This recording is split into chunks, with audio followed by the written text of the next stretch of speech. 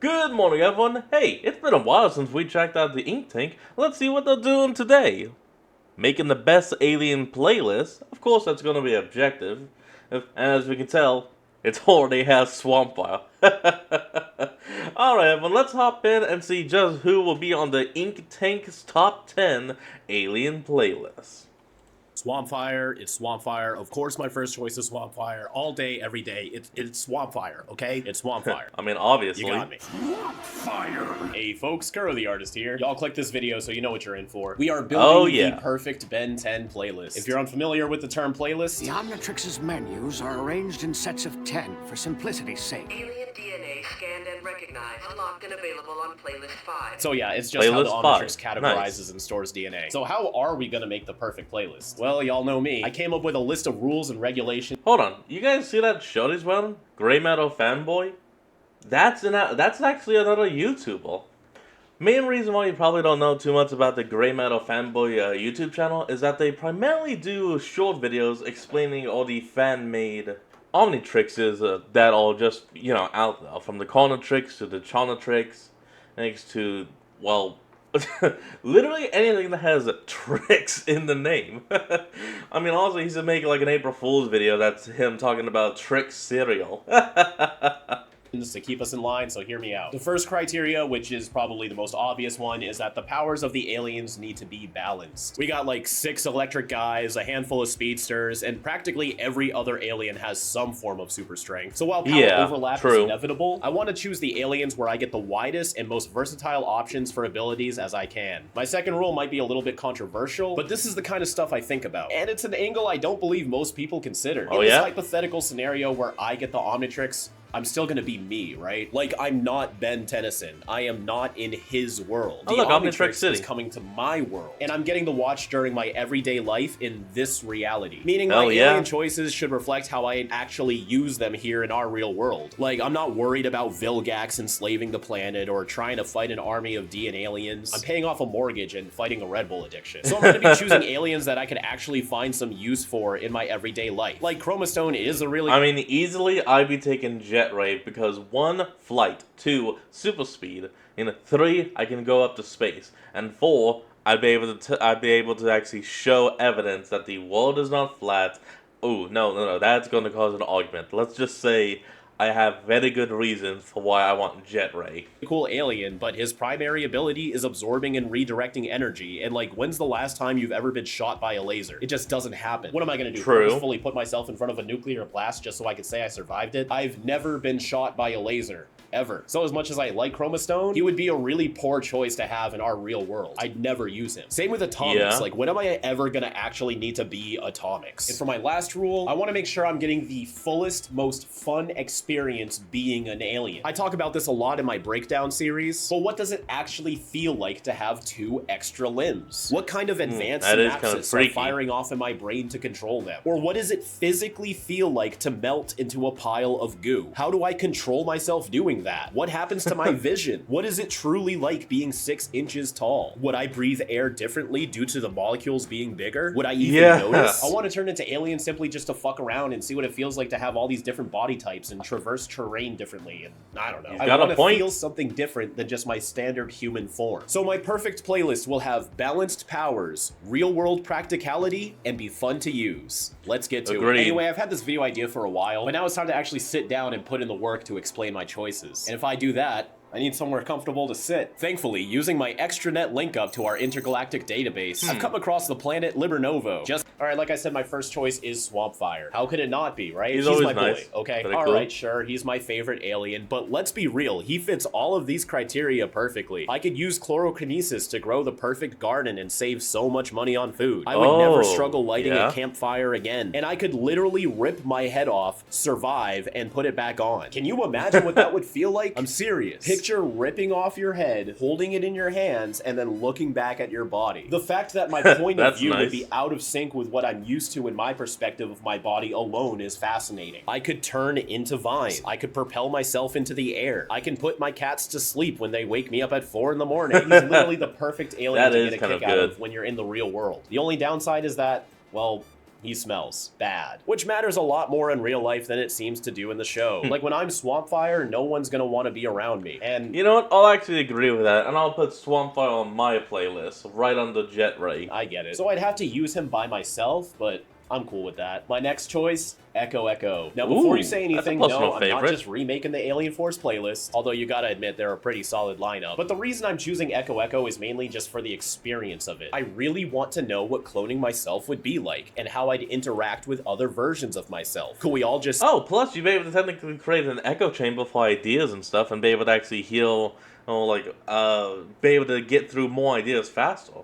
Oh, yeah, he's pretty good. Put him on the playlist. That's sit 3 in out of 10. silence for 45 minutes and then immediately all blurt out the same string of random words? Would our minds be that much in sync because we're literally the same guy? Or would there be slight changes in thinking patterns based on who is sitting where and what they're looking at? I would just do endless experiments testing if there's any deviations between how my clones think. His sonic abilities would probably rarely get used by me. I just don't see how I could use them without getting sued for expensive property damage. But I'd still choose him over Ditto so that I wouldn't have the weakness of all my clones sharing the same pain. Granted, that weakness seemed to get retconned by Omniverse, but just in case. Echo Echo is the safer choice, and I'd get everything I wanted out of him with basically no risk. Okay, I know I said I'm not just recreating the Alien Force playlist, but hear me out. My next choice is Humongosaur. Alright, then I'm done with the... I don't have anything against Humongosaur, but I don't see any practical use for him. Alien Force playlist, I swear. But be real with me for a second. Wouldn't Humongosaur be such a good choice? He's one of the many super strength aliens, but I like him because he can also grow big, and that's also something I want to know what it feels like. What is it like to suddenly gain a bunch of mass seemingly out of nowhere? Would I feel my skin stretch? Would I feel my bones extending? The armor ripping from my skin? Plus, what's it like to be 60 feet tall? That sounds fascinating. Being as big as way big could be fun, but he's too big for me to really do anything with him. But with Humongosaur, if I'm stuck in traffic, I can get out of my car, turn into Humongosaur, grow to 60 feet, pick up my car, and just walk it further down traffic. Because fuck all of you, I swear to God. No, I would just do that with forearms. Get out, on forearms, pick up the car, and just walk.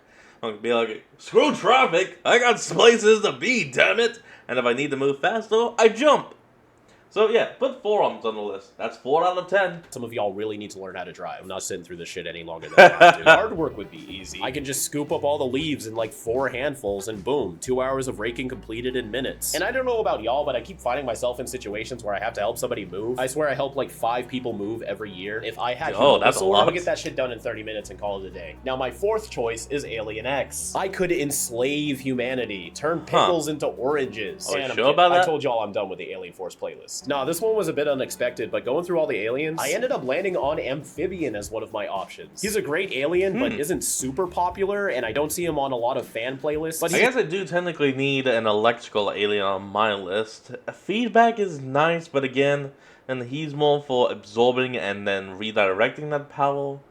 So, just for some variety, yeah, I'm gonna add the Frankenstrike and Blitzwolfer to my list. It's more than welcome on mine. A big motivator for Amphibian is the fact that he could swim deep underwater. And before y'all, what about Ripjaws me? Amphibian doesn't need water to breathe. So I could use him in the air, land, and sea. I really want to just jump into the ocean and see what I can find and explore, and Amphibian can make that happen. He can also phase through walls and solid objects, which is great when I lock myself out of my car or forget my keys. His mind-reading powers could potentially come in handy, but the fact that I would have to be Amphibian to do that, it would give away to everybody what I'm doing. Like, why would I just turn into Amphibian for no reason? I'm clearly trying to read your mind. And I don't think anybody would trust me not to invade the privacy of their thoughts if they saw I was him. Even though I really wouldn't. Honestly, I really don't have an interest in reading minds anyways. Sounds like a dark path you'd never come back from. Easily. But transforming into electricity really plays up the physicality alteration that I'm looking for. Simply put, what does it feel like to turn into electricity? How does he see where he's going? I want to know. Put that man in my Omnitrix. Next question. My first classic series entry on this list is one of the most popular aliens of all time, Diamond Head. If you couldn't tell by now, I'm super fascinated by the practicality of shapeshifting, and Diamond Head does this with clunky, mineral-like body parts in ways that I want to try out. He's also been shown to get pretty refined with some of his builds, which would really help with home improvement projects. Plus, I could build a shelter anywhere I go if needed. And the off chance I do find myself in danger, he's pretty durable. He's only really been damaged by cosmic forces that just don't exist in our world, so I think my Petrosapien body will be safe here. I do think I'd run into problems if I ever built my crystals in highly populated areas, like when Diamond Head was doing the whole building surfing scene, that would obviously Ooh. cause a lot of unwanted attention for me, especially now that we're so deep into the smartphone age. Yeah, It that's sounds like a getting some hassle trouble. to deal with. So while I'd have to be very careful about where I grow my crystals, I still think he's worth being part of the roster for the experience alone. And in a similar vein of exploring shapeshifting, my next You know what? I'll add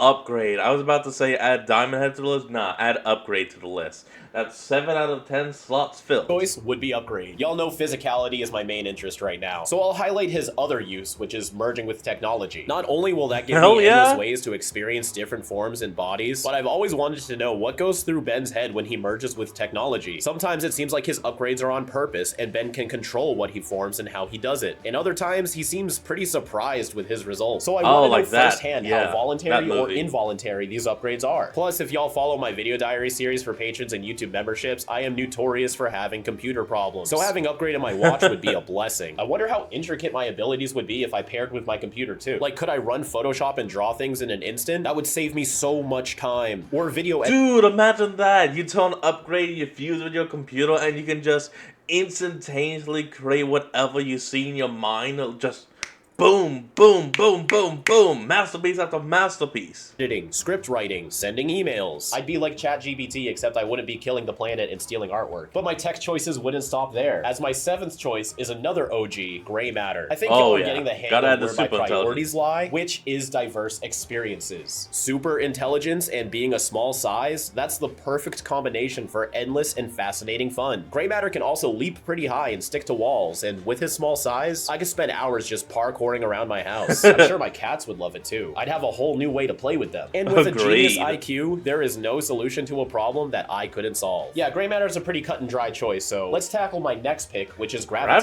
Gravitack, He's a bit of an huh? odd choice. I don't think many of y'all would have seen this coming, as there's not many practical No, I believe I'm up to 8 slots filled, so I only got 2 left. I'll have to hold off a little. real world uses for him, but he still seems worth it to me. His gravikinesis is basically telekinesis, which is my favorite superpower of all time. And I'm sure I'd True. come across many scenarios where it'd be useful, like digging my car out of the block of ice it's currently frozen in. Man, I talk about my car a Ooh. lot. Who do I think I am? So- Kevin? But if I'm careful, I could also spin my friends around Oh, hold on.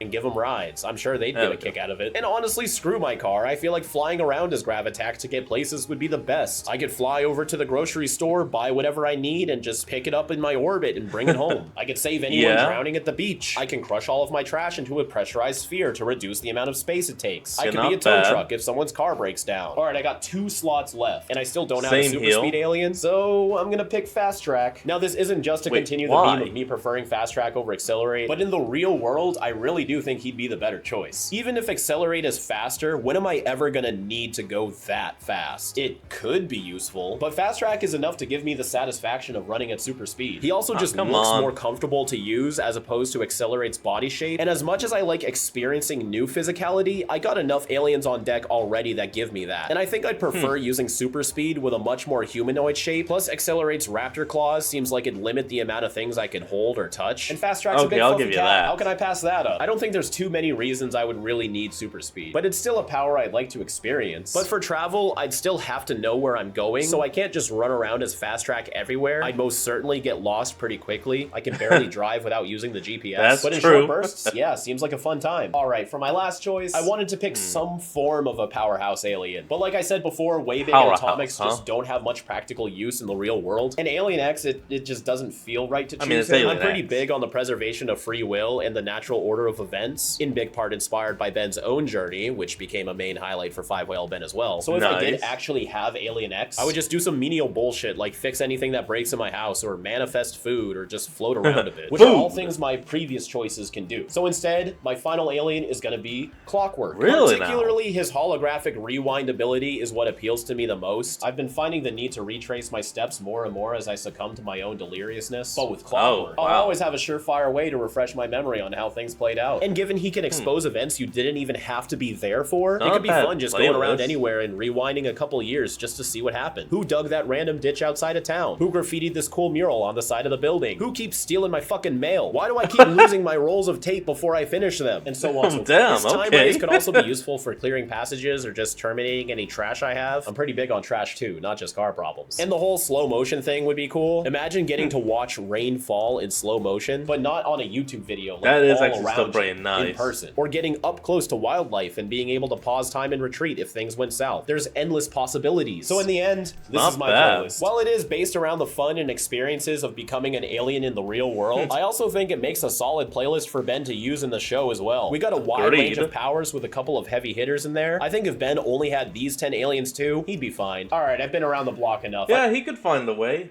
But out of my own playlist, I still got 2 slots left, and I have no idea who they should actually go to. So that I'll be leaving up to you all in the comments. And let me know down below which 2 aliens from Ben 10 Universe do you think should fill up my final playlist. Until next time, everyone. Oh, wait, NRG. No, there we go. That's one and I actually kind of like. But I don't think he should be on the playlist. While I love him and everything, he's kind of stuck because of that suit. Damn. Okay, so yeah, no, that's going to be up to all of you out there. Let me know down in the comments below which 2 aliens you think should go on to my personal playlist. Alright everyone, that's going to be the end, and I'll see all of you next time. Remember to like, comment, and subscribe for more, and I'll see all of you next time when we flick back on. Till then, this is Fox, signing out. Peace.